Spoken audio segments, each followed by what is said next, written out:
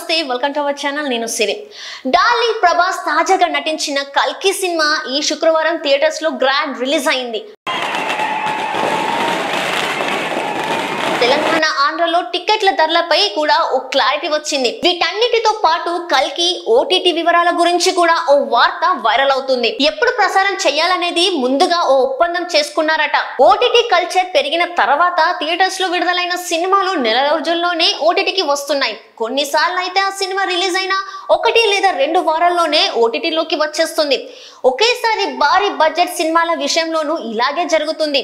దీంతో కల్కి నిర్మాతలు ఇప్పటికే ఆయా ఓటీటీ కంపెనీలతో డీల్ పై చర్చించుకున్నారు సినిమా ఫలితం ఎలా ఉన్నా 8 వారాల తర్వాత ఓటీటీలో ప్రసారం చేసేందుకు ఒప్పందం కుదుర్చుకున్నారట